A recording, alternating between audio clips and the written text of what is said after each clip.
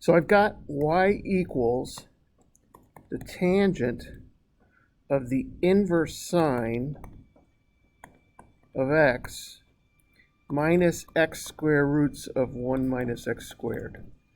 So something is hinting to me that I should probably have a triangle.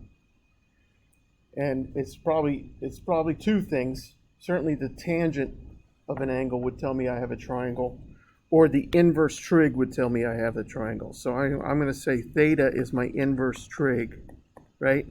So that means sine of theta is x. Is everybody okay there?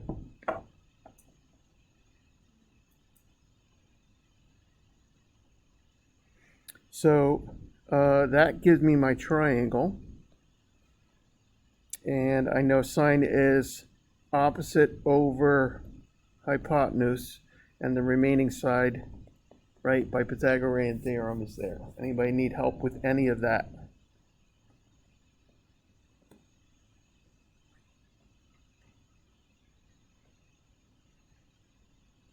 Nice.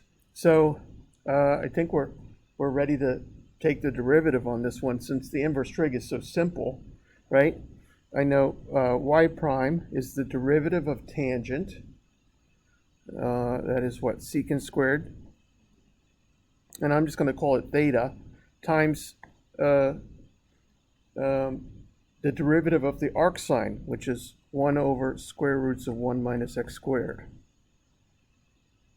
I'm going to get this answer for secant from the triangle and put it in, right? It says, so get me y prime in terms of x. On the other piece, I need, on this piece, I need a product rule, right? So I'm just going to work on that quickly on the side. There's an x, there's a 1, there's a square root of 1 minus x squared, there's a 1 over 2 square roots of 1 minus x squared times a negative 2x. And I'm doing a product rule there. So I've got plus square root of 1 minus x squared minus x squared over square roots of 1 minus x squared.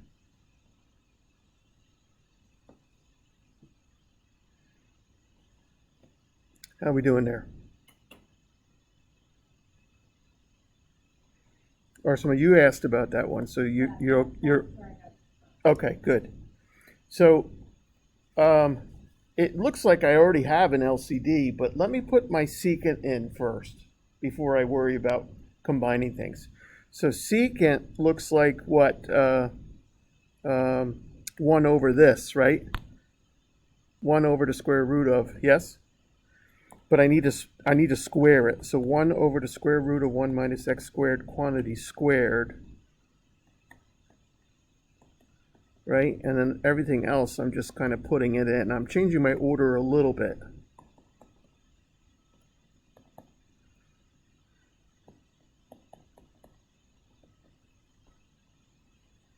Everyone okay here?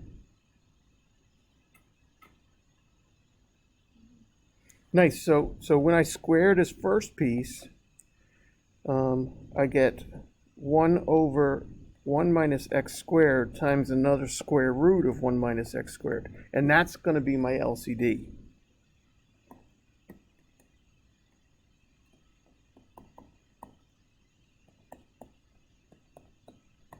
Right? So clearly this is the denominator I need everywhere.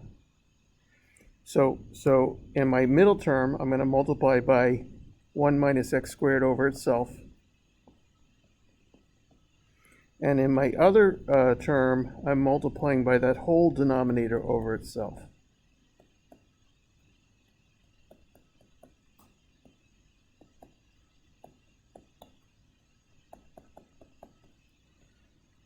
Everybody okay here?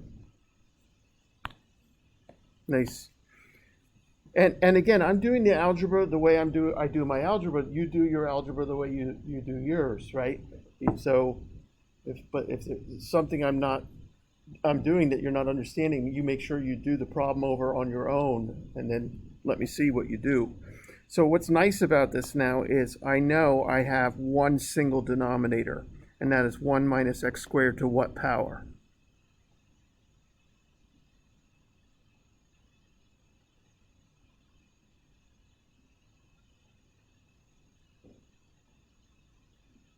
What power do I have? All of them are the same, by the way. 3 over 2, yes. So now I'm just trying to simplify things upstairs without being in a rush. From the first fraction, I have a 1. From my second fraction, I have a minus x squared and a plus x to the fourth. I am distributing there, right? On my next one, I'm going to just multiply these two first, and then I see that I get a 1 minus x squared, and then there's a 1 minus x squared already there.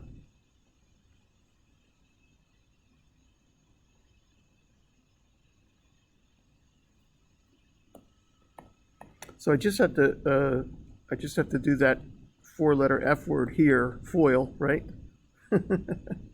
1 minus x squared plus x to the fourth, and then I get another 1. I get a negative 2x squared, and I get a positive x to the fourth. Double check me there.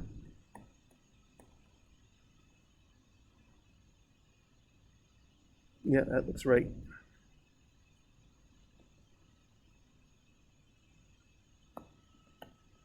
So I'm thinking just one more level here.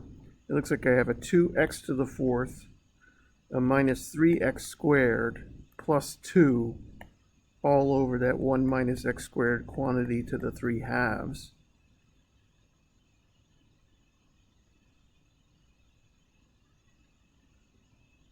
And my gut is saying I'm done, but I really do have to check that numerator, right, for possible factoring.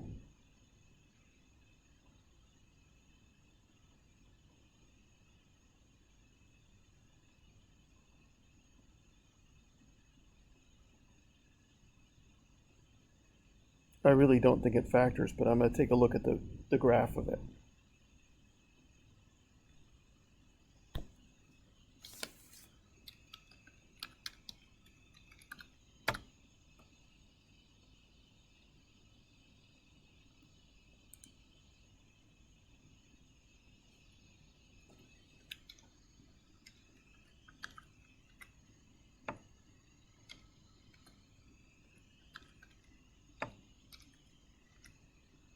And I know for sure it doesn't factor, so I know I'm done.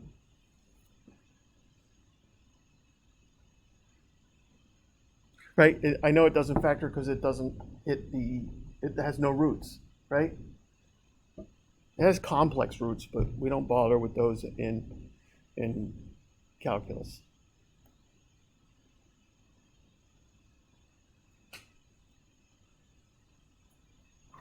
So finito.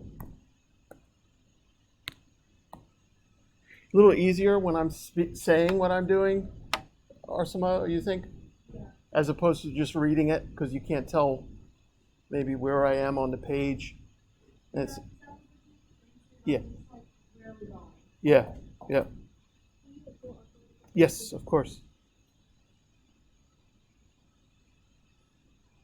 Is that okay?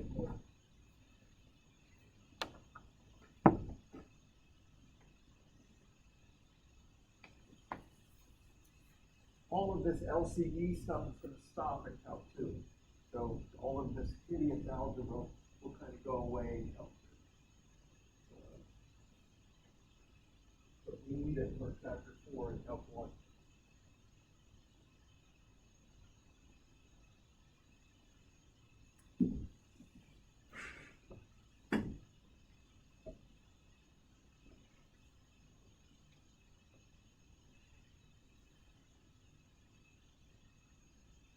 What else? Any other problems you want me to do?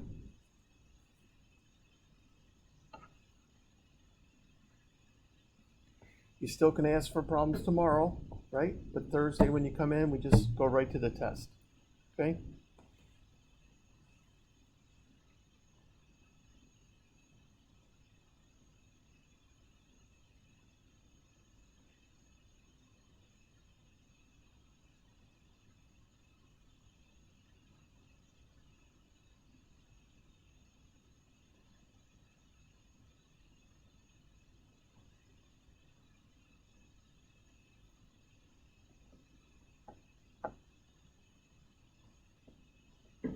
Evan, any questions? Mike, any questions?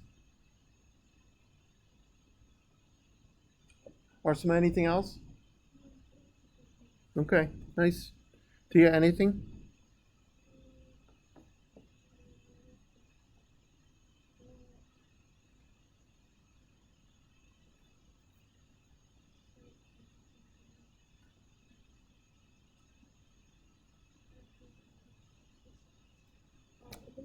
You're having trouble. I bet you're having trouble a little bit here in 4.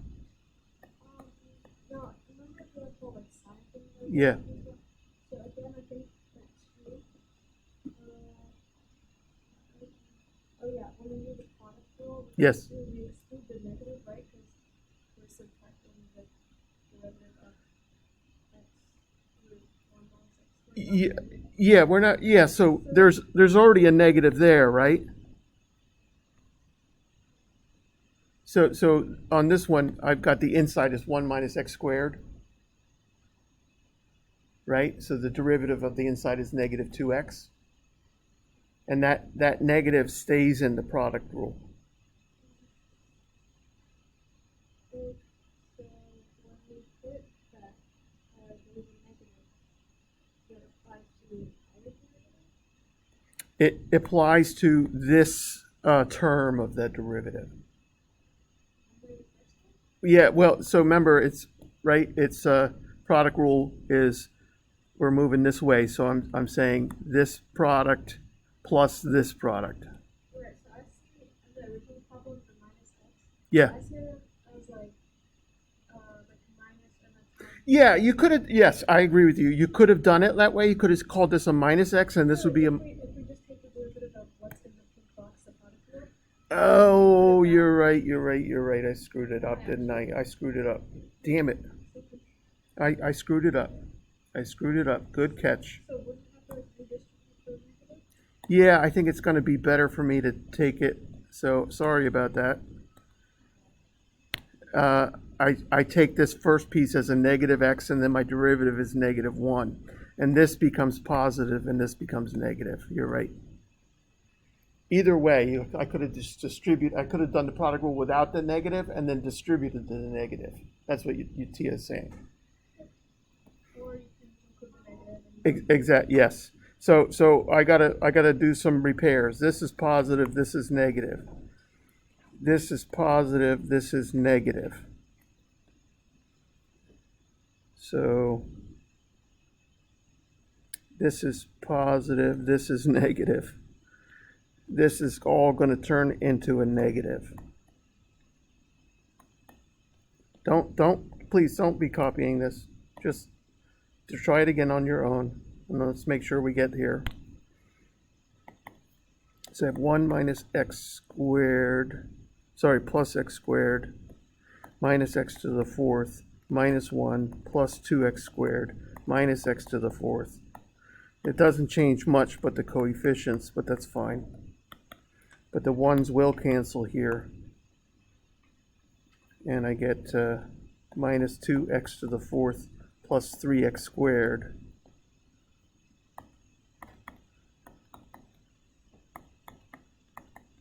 So I can take out an x squared, and I get 3 minus 2x squared. There it is. Sorry. Just do it over on your own. I just screwed up a sign. Am I going to let you screwing up a sign ruin your test? No. Right? Not going to let that happen to you. It's pretty easy to do it. But you want to be double checking yourself as you do the test, right? 1 step forward, 2 steps back. Make sure you did it correctly. This one, we do have the opportunity of checking our derivative with Desmos, right? But you gotta be careful if it doesn't match up.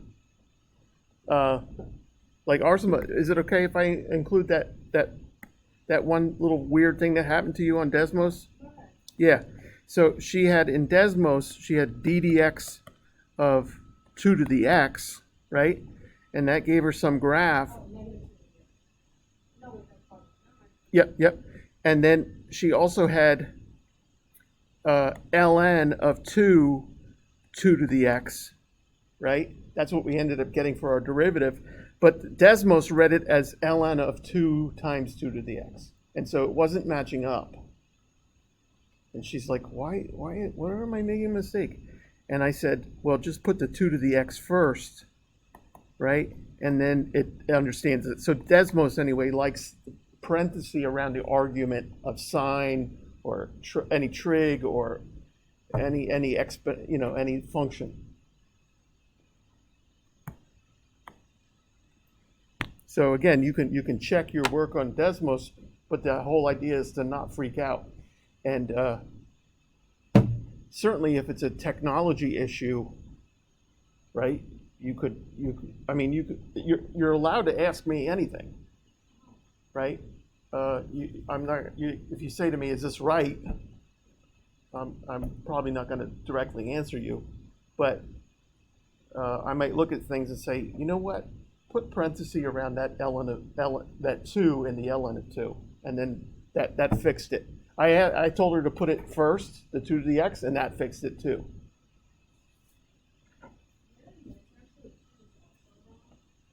I wouldn't doubt it. Let me look. That's fine. It happens.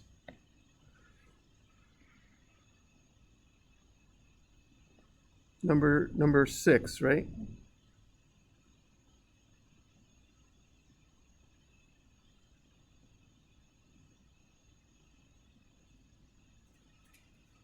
Oh, I did it right there, at least with the midterm.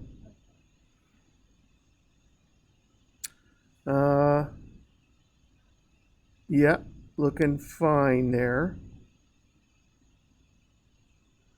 My 1's canceled. Yeah, I didn't. This is incorrect. This should be a positive. That should be a positive there, right? Because negative x squared times negative x squared is positive x to the 4th. So the one I just did is correct.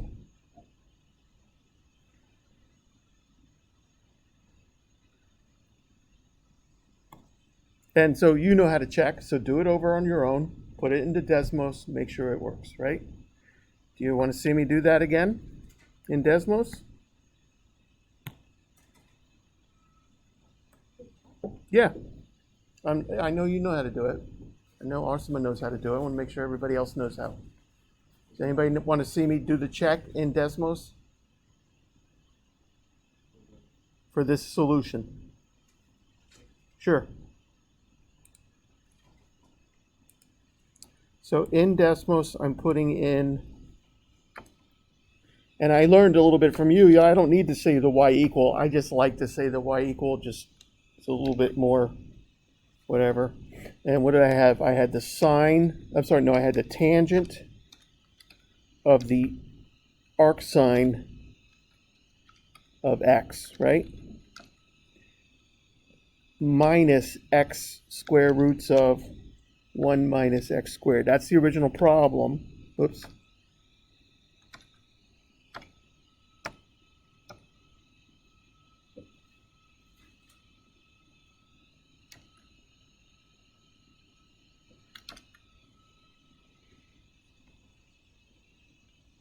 And so there's my derivative, right? I take the original function and put a ddx operator in front of it, right? Be careful to make sure I got the whole function. And now I'm putting in my answer I got for my derivative. Let me put in my non-factored version. 3x squared minus 2x fourth. 3x squared.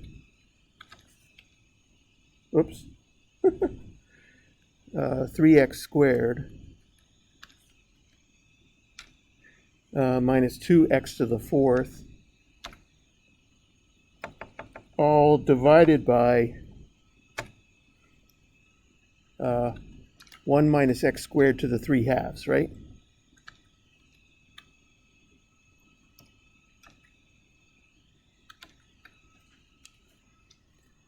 Damn, it's off a little bit. I made a mistake somewhere again. But that's the idea. They would match up if I got it right, right? Let me just double check. Please don't be writing anything here. Just give me a second.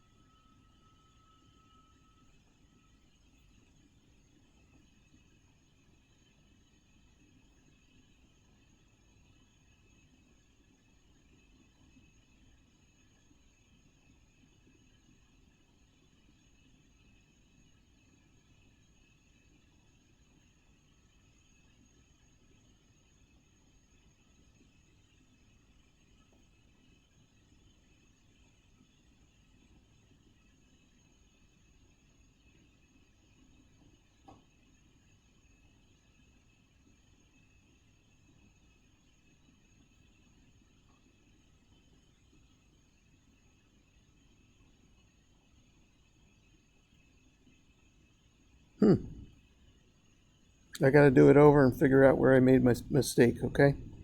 So I'll save face tomorrow.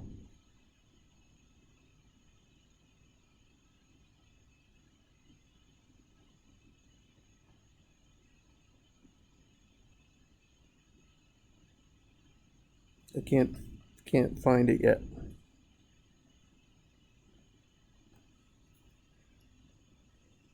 And you should all do the same, okay? Try it again on your own, nice and slow, slower than I did it. Double check it on Desmos. You see something?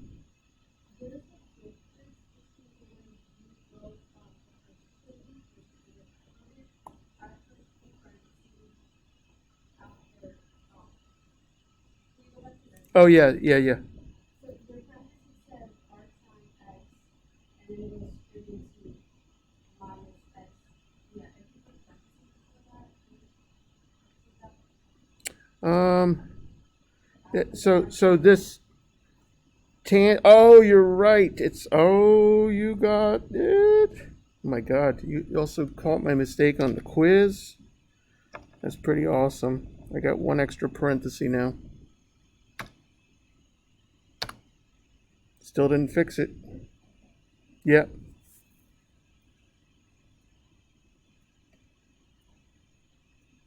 Oh, I got one extra paren though. There it is. Thank you. You were right. I have my parenthesis wrong. So what I'm showing is that these two, right, the derivative of the original function on Desmos is the same as the derivative I got, right? So they're matching up. Thank you. See, that's the thing. If you have a mistake, you can't panic. And I often will say you want to get a brand new piece of paper. Sometimes you'll see it. Okay? Great. If you see it and fix it, great. If not, brand new piece of paper. Take your time. Finish everything else first. Right? Finish everything else first, then come back to that one. And it might even be that you say to me, Robert, I don't know why this is not working out. And I'll say maybe, hey, slide that over. Let me look at what you typed in. Because that easily could be the mistake. Right?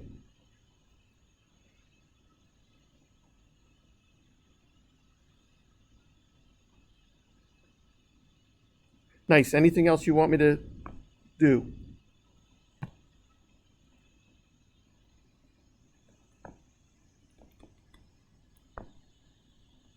Good. So let's recap what we learned yesterday, and then we'll do something absolutely hideous, and then we'll do something fun. Okay? so common answer is 3x squared minus 2x cubed over 1 minus x squared to the 3. Yes.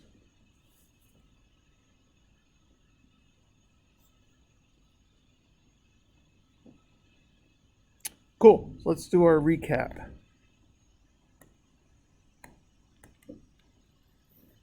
And this is 4.2. What are we doing in 4.2? Do you remember? We just did it yesterday. We're trying to find, with a continuous function on a closed interval, we're trying to find what? That's right, the highest point on the curve and the lowest point on the curve, right? Let's do number 50. Say again? With what? Oh, no, we fixed it. Yeah.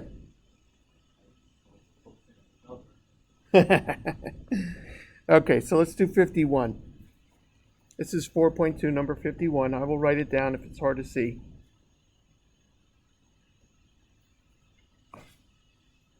So 4.2, number 51. And we have f of x equals the ln of x squared plus x plus 1 on negative 1 to 1. Right? So we know ln is a continuous function, right? we also know that I can't put negatives inside and I can't put a zero. I can't get the ln of a negative, I can't get the ln of zero, right? So I'm really kind of interested in what this graph looks like before I can decide if everything is copacetic here, if everything will work. So I've got f of x equals the ln, and this is why you'd want to put this f of x in instead of just write the ln of, right, what was it, x squared plus x plus 1, thank you.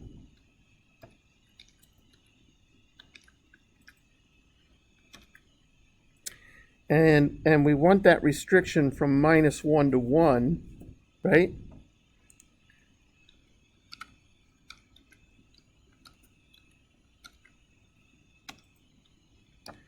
Nice, and it's pretty clear. We can see the high point happens at 1, and the low point looks like it happens at 1/2, right?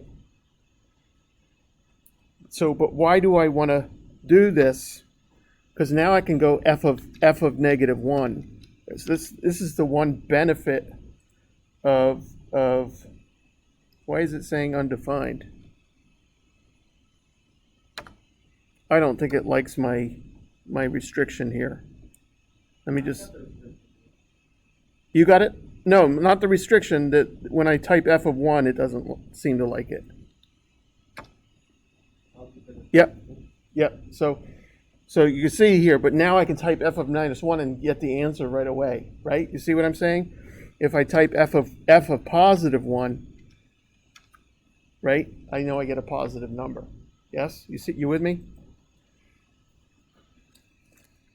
But that's the benefit of calling the function something, okay? So anyway, let's go by hand.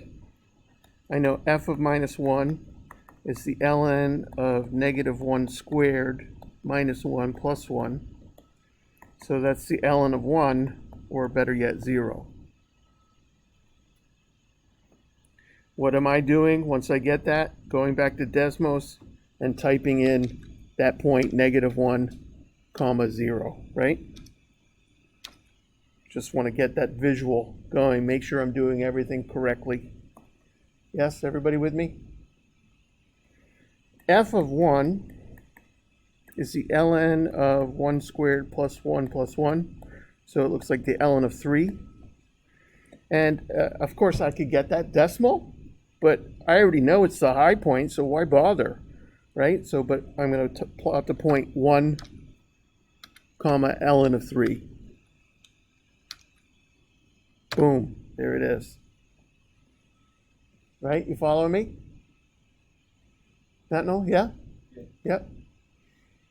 Evan, yes?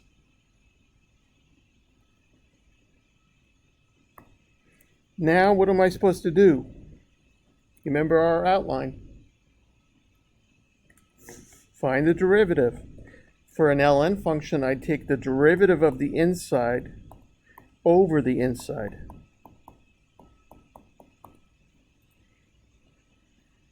Pretty quick, that one, huh? Right? Derivative of the inside is 2x plus 1. So you can see that f prime of x equals 0 when what? When 2x plus 1 equals 0, or x equals 1/2. F prime of x does not exist implies x squared plus x plus 1 equals 0, but that's not true, because it never equals 0.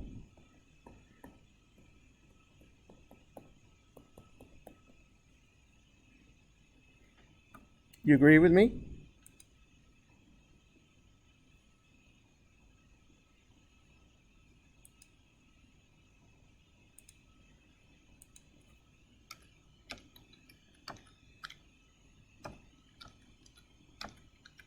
See, never equals 0, right?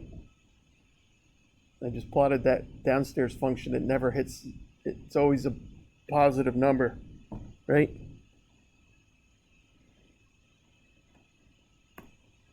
So our only critical is 1/2. Is that in our range? Is minus 1 less than 1/2, which is less than 1? Is that true? Yeah. So that's the critical I have to check. Yes, no.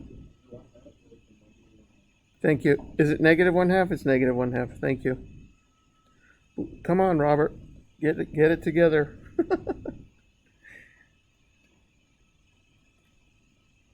Yeah, minus 1/2.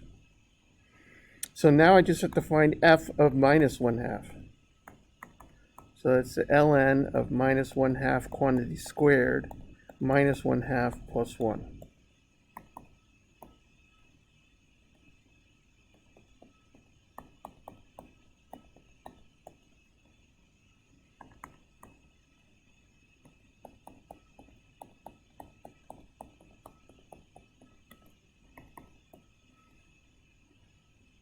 Three-fourths, right? ln of 3/4.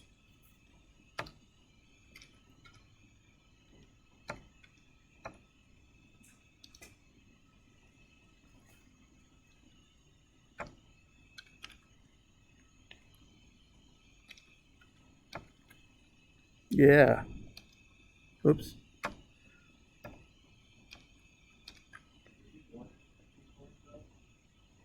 Why?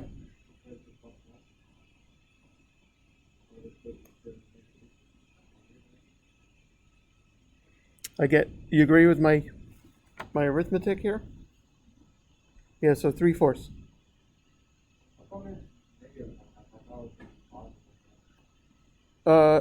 I'm putting in an x is minus 1/2. Yeah, so when I'm going to square it, I need to put it in parentheses. If I just have to put it in, I can just put it in with the negative. Nice. So conclusion, minus 1/2 ln of 3/4 is the minimum, right? And 1 comma ln of 3 is the max, right? Go ahead, Natno. What were you going to say? Say again? Yeah. I just can't hear too well, so you got to yell at me. Okay.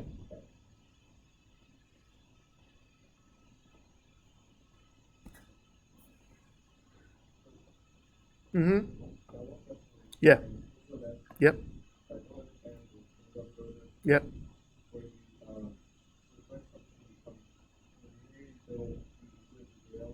Yes. You set it equal to 0. Yeah, DNE means the downstairs is 0. Does not exist. Can't divide by 0.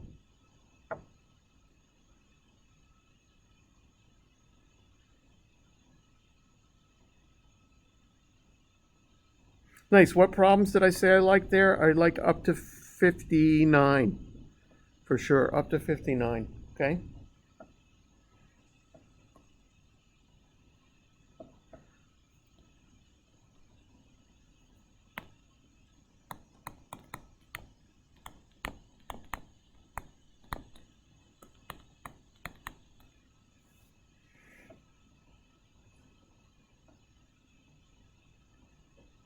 All right, here we go. We're talking about 4.3 today. We're going to do half of 4.3 today. Then we're going to do 4.8. And because 4.8 is fun and 4.3 sucks. So I'm trying to break it up a little bit, okay? You've got a pretty long step-by-step list for 4.2. If you practice enough, you won't need it, okay? For 4.3, I'm going to say to you, you're going to have 2 step-by-steps that are both very, very long. You probably want those for sure on your formula sheet, okay? So here we go. 4.3, and we're going to be talking about the y prime test, or better yet, the first derivative test.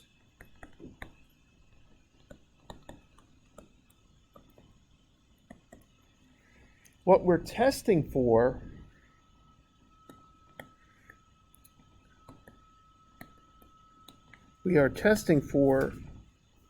two things: decreasing intervals,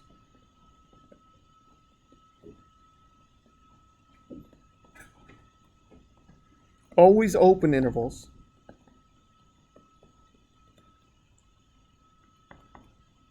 and local min or maxes.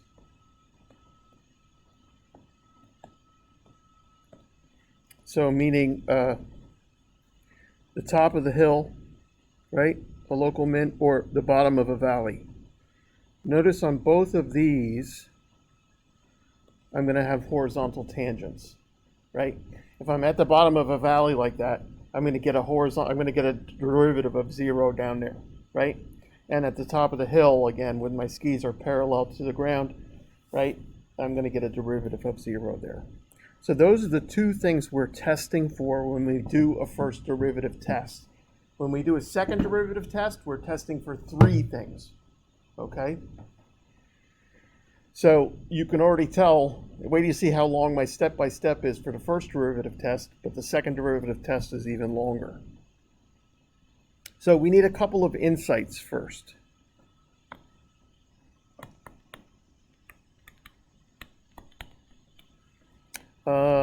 So for example, if y equals 1 over x, ln of x, what can you tell me about the function? Say again? What can you tell me about the graph? Good. What else?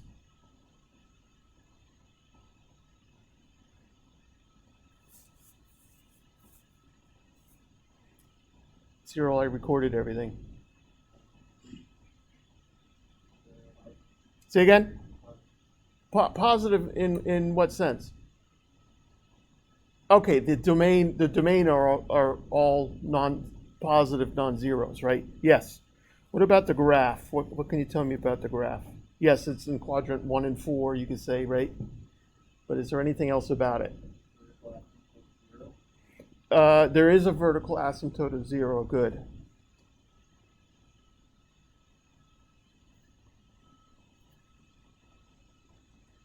So on this one, from left to right, the function is always increasing.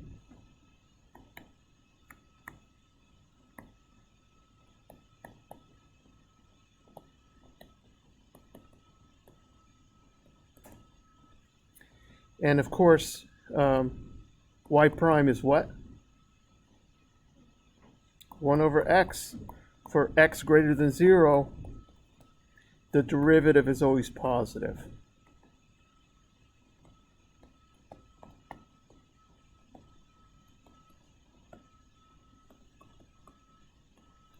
So when I get a positive derivative, so we're working this the other way, right? I'm looking at the graph and I can see what's true about my calculus. I want my calculus to tell me what's true about the graph, okay? So I'm going to find the derivative and decide, is it always positive?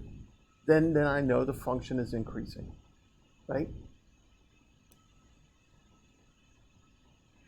Let's see, y equals e to the minus x.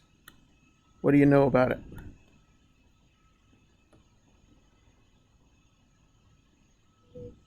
Always decreasing, right? So y is decreasing. And what do you think is going to be true about our derivative? Instead of being positive, it's going to be negative. Who's got the derivative here?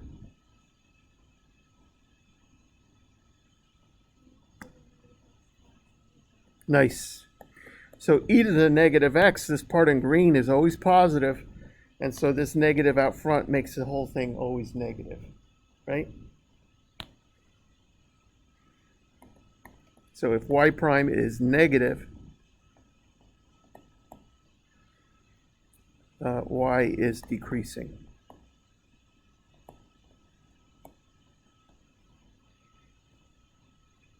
how do I get a local max? What's got to happen to get a local max? What's going to happen to the function?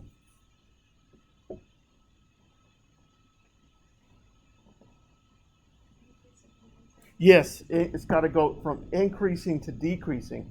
So f prime of x changes from positive to negative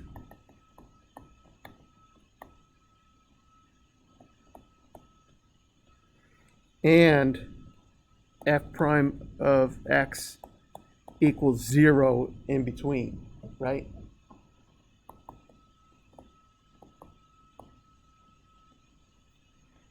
What about a local min?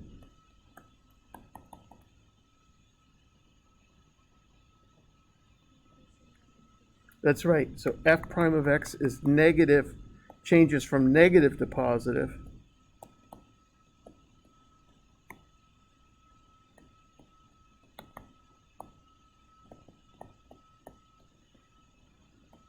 And f prime of x equals 0 in between.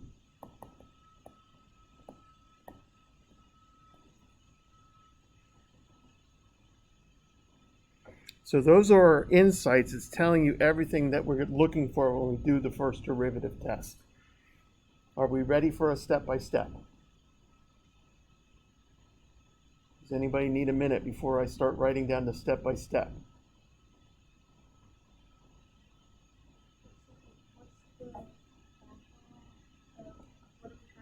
So we're testing for where is our function increasing or decreasing, and do we have local mins and maxes? Right? So, say again? Exactly. So again, what are we doing when we're doing the first derivative test? Remember, in 1860 something, we didn't have a calculator. So we're doing all this calculus to understand what's happening with the curve, right? Or how the planet is moving, what Newton was doing with calculus. So, we're testing for, when is it increasing, when is it decreasing, and whether we have a local min or max or not.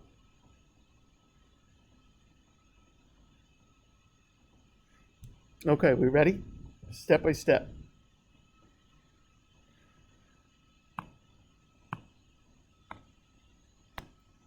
So the y prime test, step by step.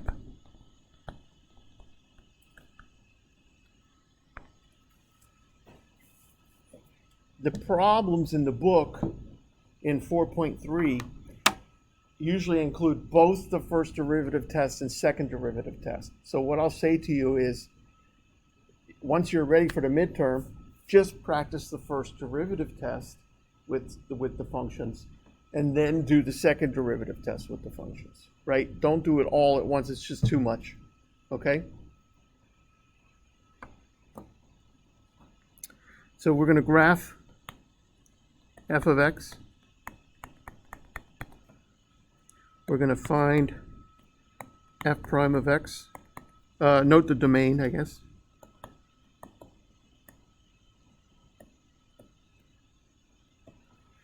Find f prime of x. Find the critical values.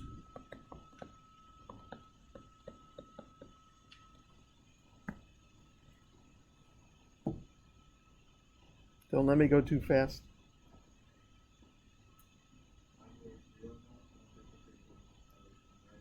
Yeah, that's right. When I find the critical values, I'm back to what I taught you yesterday about how to find criticals, right? So graph f of x, note the domain, find f prime of x, find the critical values of the derivative, right? Plot the criticals on the domain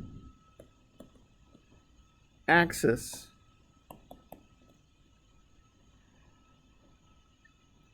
in order.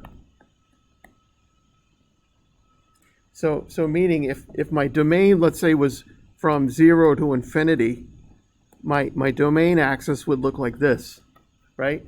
if my domain was all reals, my domain would just look like the number line on your desk in grade 2, whatever grade it was. What grade was the number line on our desk? Did you have a number line on your desk? Second grade, right? Probably. Maybe first grade, I don't know.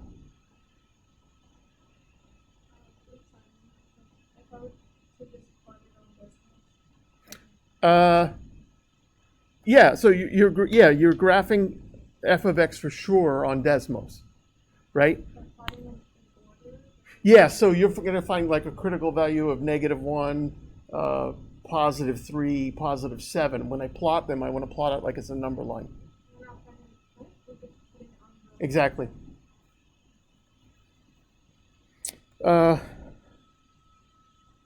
Create test values left of, right of, and in between all the criticals.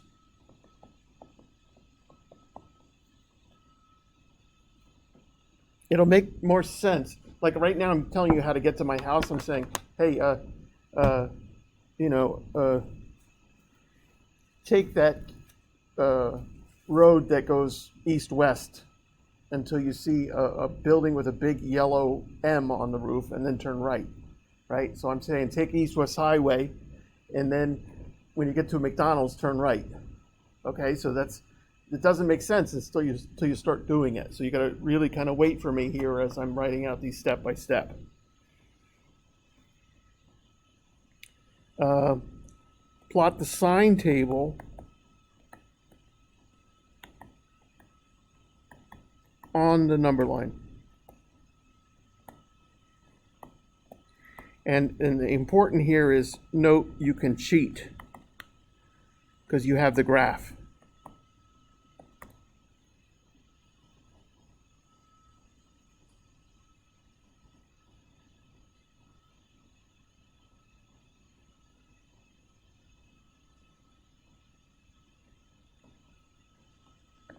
State your intervals. This is now my conclusion. State the intervals of increasing.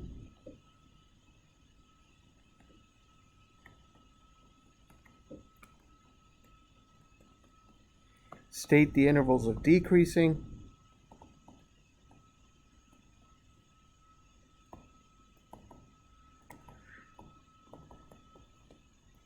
Find and explain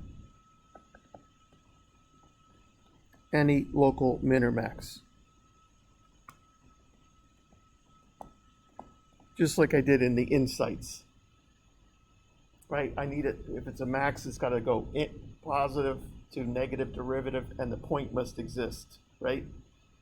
Etc., etc. Doesn't make a whole lot of sense until you start doing problems.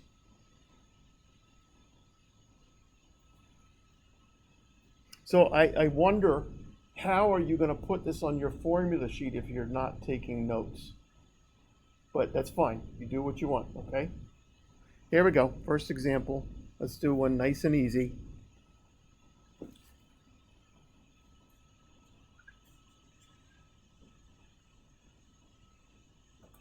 Ready?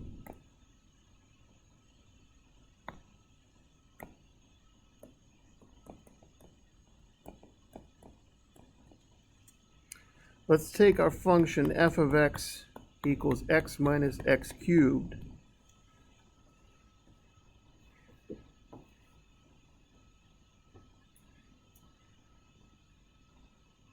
What's the domain? Yeah, all reals. So I know when I'm doing my number line, I'm going to have the whole number line. All the way to the left, on your left is negative infinity, all the way on the right is positive infinity, right? I want to graph this. So f of x equals x minus x cubed. When I graph it, I also want to notice that I'm decreasing it first, then go back to increasing, then back to decreasing.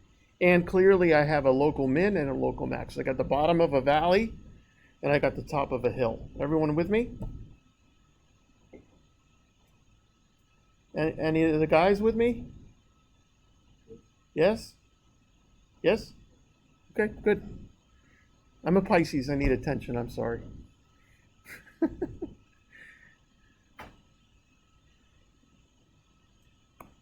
All right, what's our first thing we do? We find f prime, right?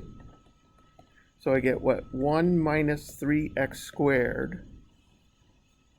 And I want to find my criticals here, right? So f prime of x equals 0 implies 1 minus 3x squared equals 0. Or better yet, x squared is 1/3. Or x equals plus or minus 1 over the square root of 3, which is plus or minus rad 3 over 3. Either way is fine.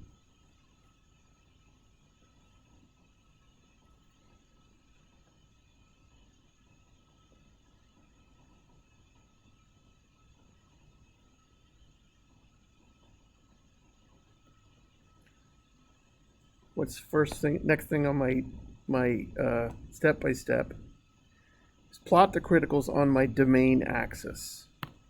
So I know the domain is everything, and I've got a minus infinity over here and an infinity over here, and I've got a minus 1 over rad 3 and a positive 1 over rad 3. Well, what decimal is that?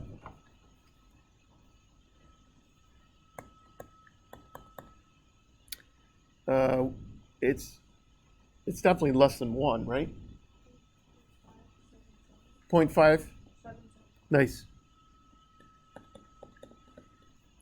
So why am I asking that? Because I've got next thing I'm asking for in my step-by-step is test values. And they should be left of, right of, and in between all my criticals. So my test values I can pick here are nice easy ones. I can pick a -1, I can pick a 0, and I can pick a 1. Anywhere I want, left of, right of, and in between. Notice on the graph, right? Everything here, no matter which x I pick, is decreasing. So it doesn't matter if I pick -1 or -2 or -3, as long as I pick something left of -1 over rad 3. So when I do my first derivative test, remember this is an f prime test, I'm plugging the test value into my derivative. When you're doing a first derivative test, your test values go in the first derivative. But if I want to find the min and max, I have to go into the function. Same thing for the second derivative test. When I'm doing a second derivative test, my test values go into the second derivative. But if I want to find the points of interest, I have to go into the original function. So notice what I get. I got a negative here. If I plug in -1 to my function, I get a negative number. So that means first derivative is negative. When I plug in 0 to my derivative, I get a positive. Right? Do you agree with that? And when I plug in +1 to my derivative, I get a negative. So I've just done my sine table. Do you remember doing sine tables in pre-cal? You had all that table and crisscross and, right? This is how we do them now. But we wanted to torture you in pre-cal to make sure you understood really what was going on.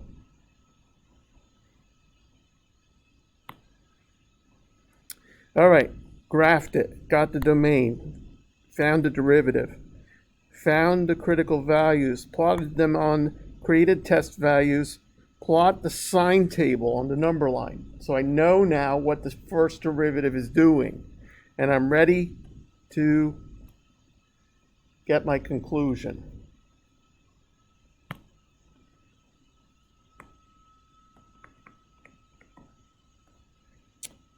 F prime of x is negative. Say again? What do you mean the negative ones now or one? What the number that gives us is The sign. So when I plug in a negative 1 here, notice I'm going to get 1 minus 3. That's a negative 2. All I care about is the negative. Right? Does that make sense? When I plug in the 0 here, I get 1. And that's a positive number. So that's where I'm getting the derivative is positive. Yes, you with me? I was putting it into the original. Yeah, no, yeah. So when we're doing a first derivative test, plug the test values into first derivative. The signs are the sign of the slope, right? Y- Not That's right. That's right. And exactly, because look at the slopes here, negatives, right? And the slopes here, positives, and the slopes here, negatives. Nice. So, no, left of, right of, and in between the criticals. Let things happen. Right? Think, don't, right? You got to think about what's happening. Left of, right of, and in between, no matter where those criticals are. F prime of x is negative on I, which is an interval, of minus infinity to minus 1 over rad 3, union 1 over rad 3 to infinity. So F is decreasing on I.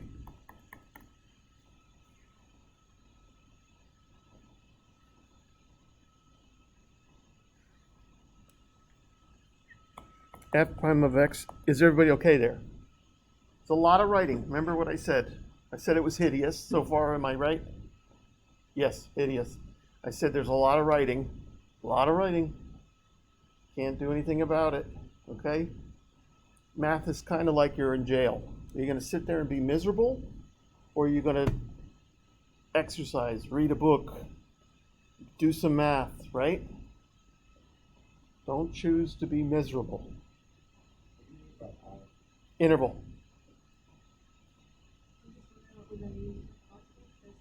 J, K, whatever you want, yeah. F prime of x is positive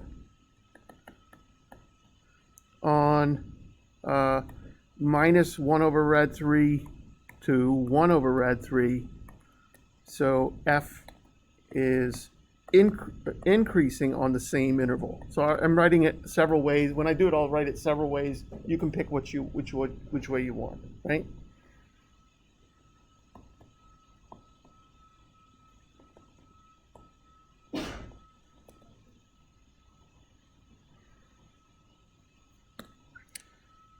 Knowing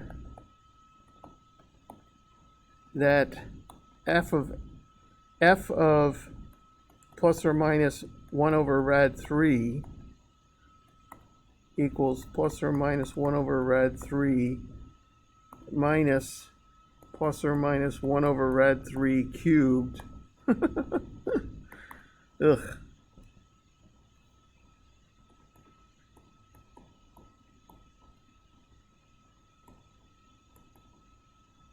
Oops, sorry.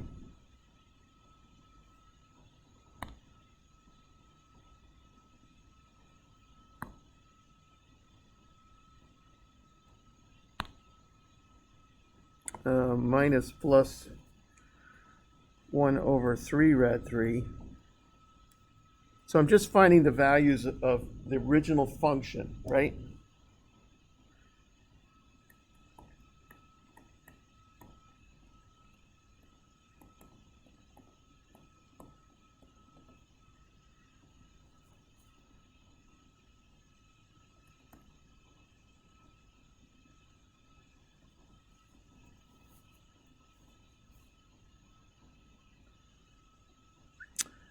So what do I get? Help me. I get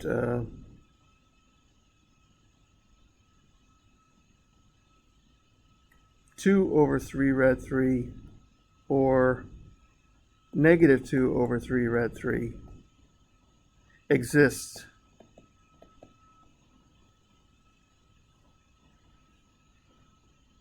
Right? Let me just plot those real quick, right?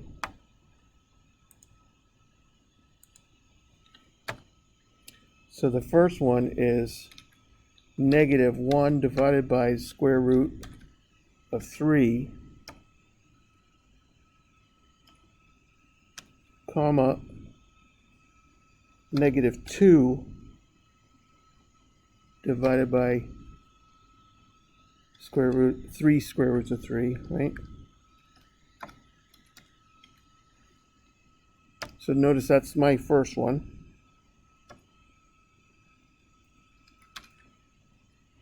And my second one is almost the same, but both numbers will be positive.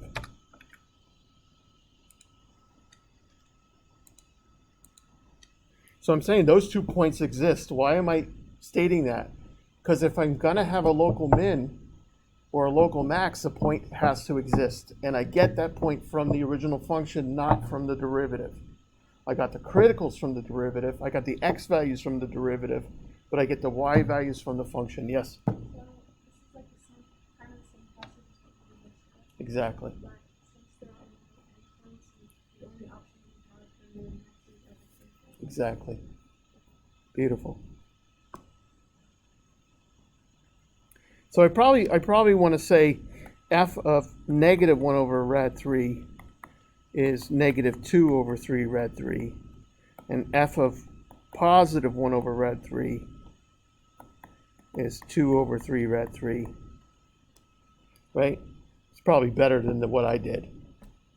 But again, this is me doing arithmetic. You do it the way you want to do it. You don't have to do it exactly the same as me. You should not be copying me when I'm finding a point. You should be racing me, right?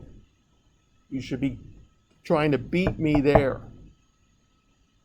Question?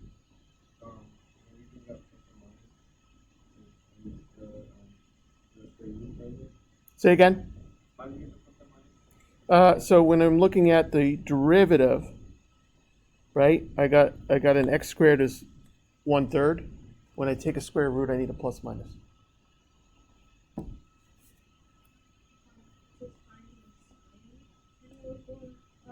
Yeah. So I'm not quite there yet. Okay. So here we go. Since f prime of x changes signs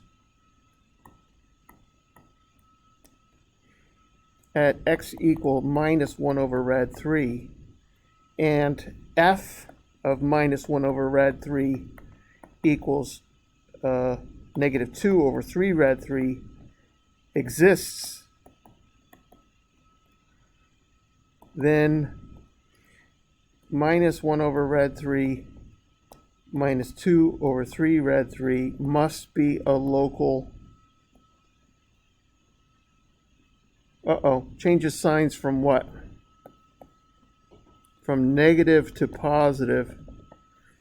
So I know it must be a min, right?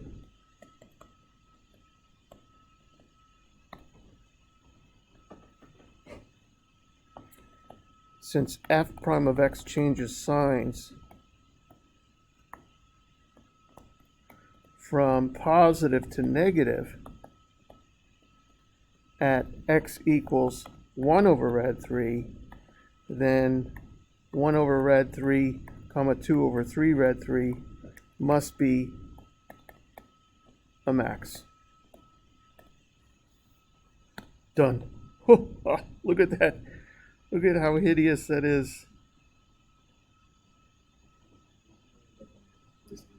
Yeah, yell at me, please. I can barely hear today.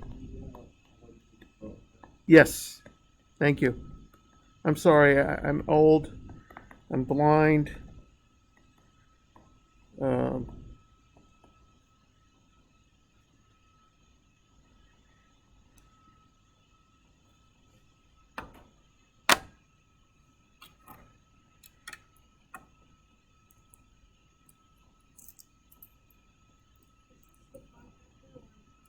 No, it's horrible. Hideous, painful, your hand will hurt, your brain, you should already have a headache. We're gonna do a couple more, yeah.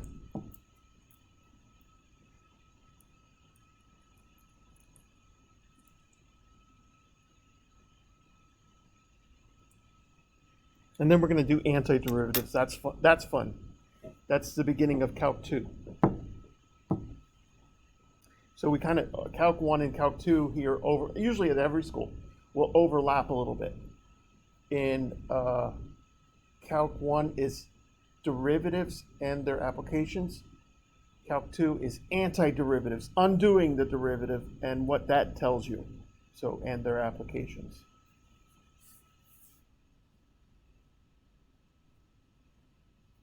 Calc 2 in the fall, what do we got? Yeses or nos or maybes? Yes? Yes? Yes? Yes? Yes? Maybe. The worry about not taking Calc 2 right away, so if you wait all the way to spring, you most likely are going to forget all of your derivatives and antiderivatives. And that's what I need you to memorize, Chapter 3 and Chapter 5. Okay? This stuff we're doing now, you don't need so much for Calc 2. There'll be other processes like this for Calc 2, but I don't need you to have this list memorized. But I do need you to know how to take a derivative of a ln, right? I do need you to know how to take a derivative of a arctan, that type of thing, in Calc 2. And if you're engineers, all the way through DiffEq. If you're computer scientists, when you do linear, you don't care too much about the derivatives and antiderivatives. Did I get everybody? Yes. Computer science or engineering, electrical engineering, mechanical. No, computer? Yes, computers. National computers? Yes. Mechanical? Mechanical? Yes.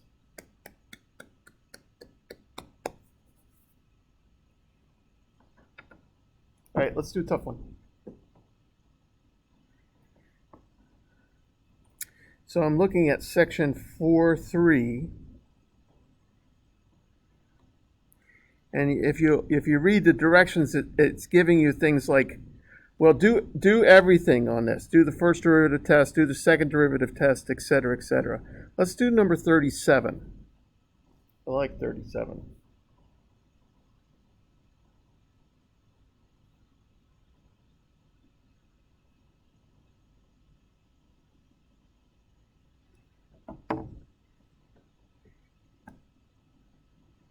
So we're doing 4.3, number 37, the y prime test, right?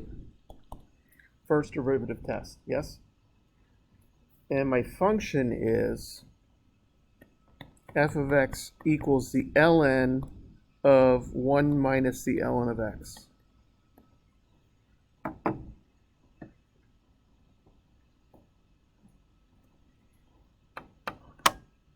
Looks kind of nasty, but let's not judge, right? Let's not be judgmental here. Let's graph the function.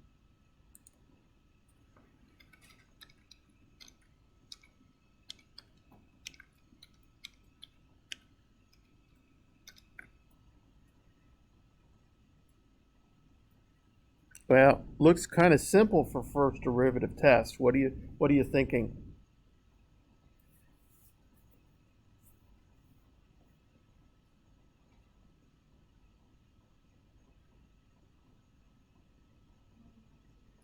No maxes or mins, and what's the function always doing, increasing or decreasing? Okay, so it should be a simple test, but it doesn't look like our derivative is that easy or our domain. Is it obvious to you that you can't plug in 0?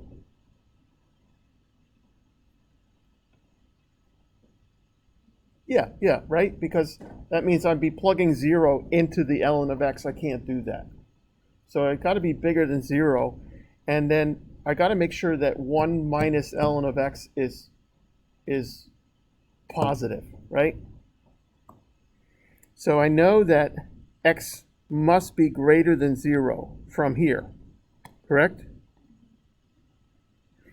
And I also know that 1 minus ln of x must be greater than 0.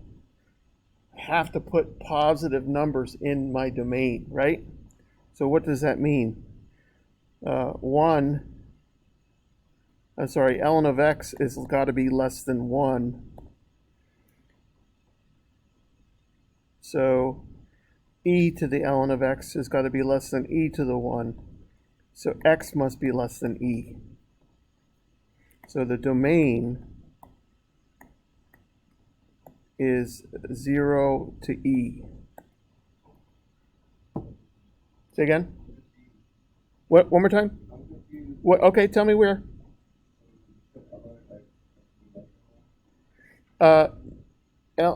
No, I never said that. I said I can't put, right? I can't put a negative into ln or a 0 into ln, right? If we just look at the ln function, right? I can't put a 0 into the ln function, right? If you did it on your calculator, it'd say, what the hell you doing? It'd say low battery or what the hell you doing, right? You can't put a negative into the ln, right? Can you tell that from here? Yeah, absolutely. But I also know that I have to put in positives inside of the ln. So this whole thing has to be positive. I moved the 1 to the other side. I divided by the negative. I raised both sides base e, and I got x is less than e. So there's my domain from 0 to e. Why do I need that? Because I have to create the number line, right? I have to create the number line. All right, f prime of x. Go ahead, get it for me.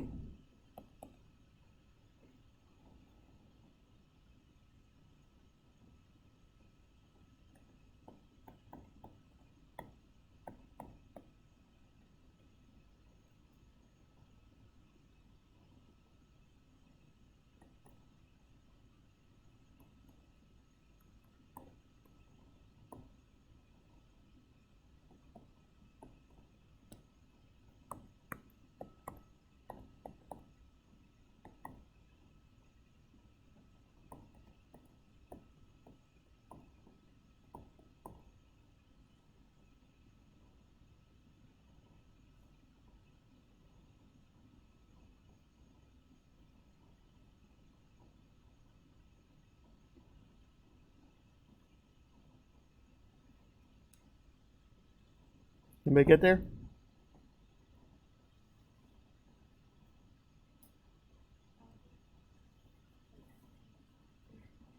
So I could have gone just right to here. That might have been easier. But again, right, you're doing your algebra the way you want to.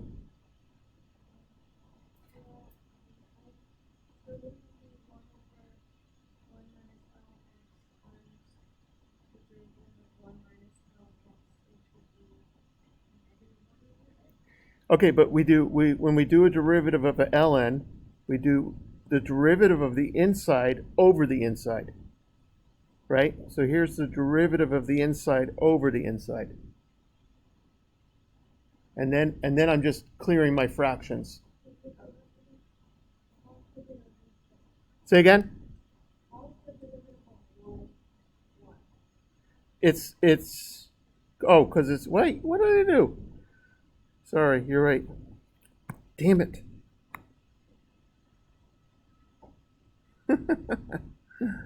Oh, Robert.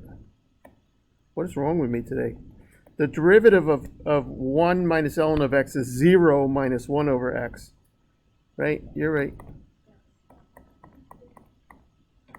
Thank you.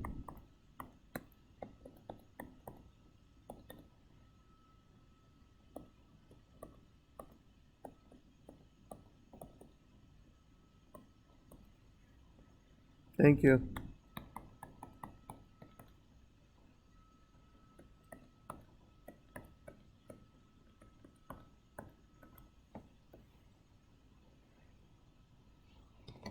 That's better.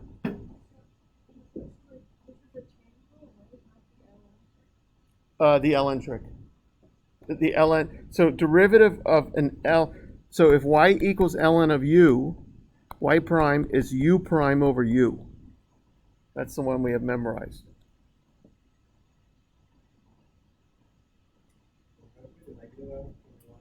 I just distributed it into the downstairs. Yeah, just take this negative and multiply to the 1, that becomes negative 1.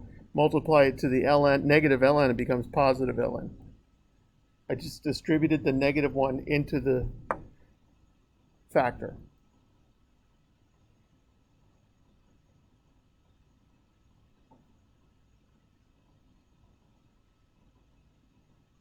You agree, right? That the negative times a 1 is a negative 1, and the negative times the negative ln is a positive ln. Right? Yeah, good. When you're multiplying by 2 to 12, do you multiply the 2 to the 3 times 4? Right? Remember, we talked about that once already, didn't we? Yeah. So when you're multiplying, you just multiply. You don't distribute, right? You don't distribute over multiplication, you distribute over addition or subtraction.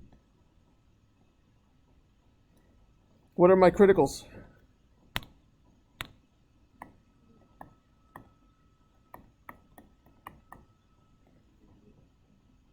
Well, it's never equal to 0, right?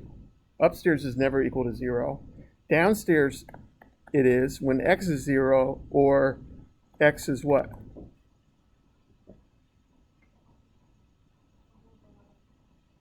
Nope. E. Right? ln of e is 1. 1 minus 1 is 0.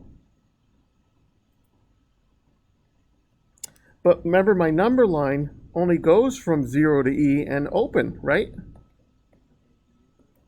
Right. So from 1 to e, from 0 to e is already my domain with open interval, right? So that means there's no critical values, but I still have to put a test value in. What do you want to test with? Nice. Let's test with 1. So f prime of 1, I already know it's always negative, right? Is 1 over 1 times the ln of 1 minus 1. That's 1 over 1 times 0 minus 1. That's a negative 1. So I got that negative, right? Gives me the negative. Yeah.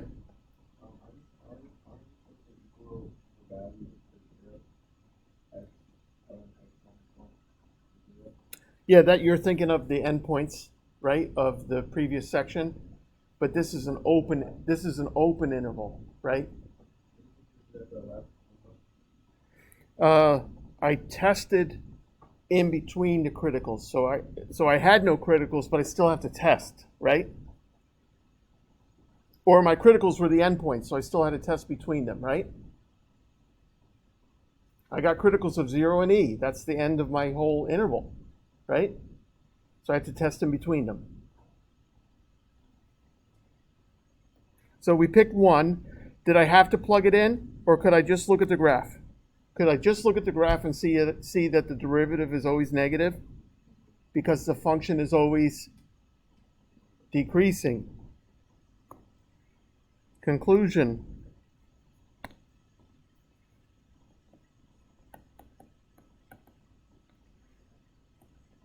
Since f prime of x is always negative,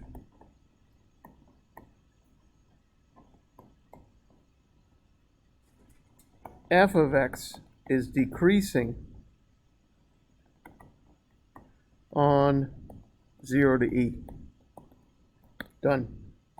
Maybe that wasn't a tough one. I think the derivative might have been tough there, right? Or finding the criticals might have been tough there, but the conclusion was not horrible. Good, let's take a 5-minute break. Come back at 1:30.